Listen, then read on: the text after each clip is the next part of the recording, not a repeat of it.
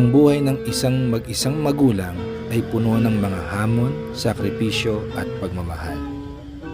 Ako ay si Alan G. Santuangco, isang solo parent, at ito ang aking kwento. Ako'y namamasukan sa isang maliit na kumpanya na ang schedule ay panggabi. Nagsisimula ang araw ko sa kanila paglabas ko ng trabaho bandang 4:00 ng madaling araw. Bilang isang mag-isang magulang, kailangan magdesisyon sa lahat ng bagay para sa pamilya. Responsable sa pag-aalaga, pagpapakain, at pag-aasikaso sa mga pangangailangan.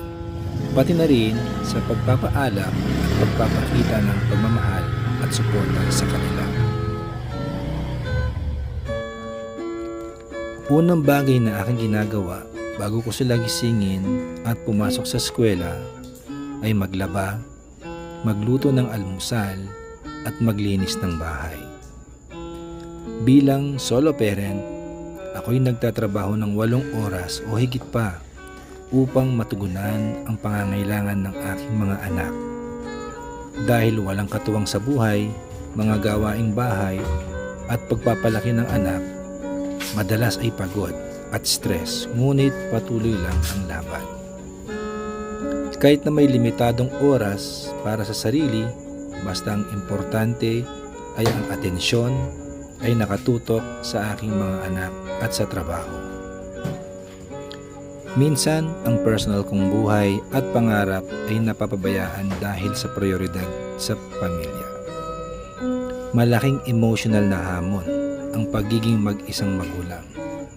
Minsan, nakakaranas ng kalungkutan, pag-aalala o guilt dahil hindi ko kayang ibigay lahat para sa kanila.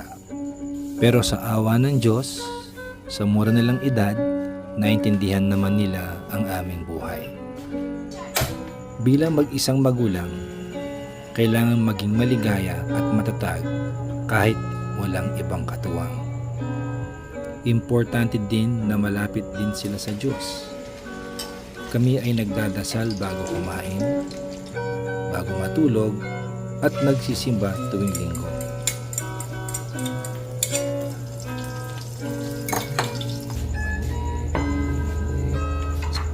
Pagkatapos ng gawaing bahay, ay inahanda ko na ang kanilang almusal bago pumasok sa eskwela.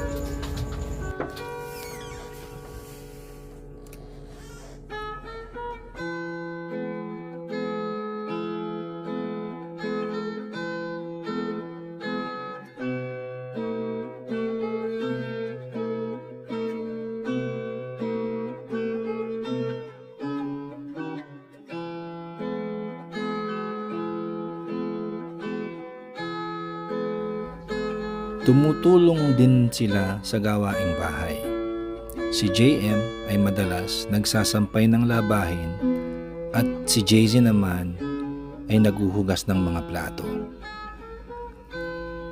Bilang solo parent, pagiging modelo sa mga anak ay kailangan.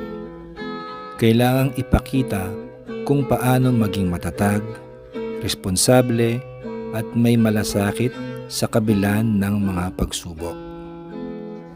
Bagamat mahirap, lagi naman akong nakakahanap ng lakas at kasiyahan sa aking mga anak.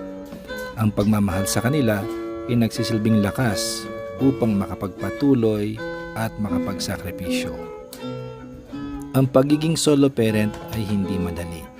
Ngunit ito ay nagiging isang pagkakataon upang mapagtanto ng magulang at ng anak ang halaga ng bawat isa. At ito ang aking buhay. Sandali, lumalabas din naman kami.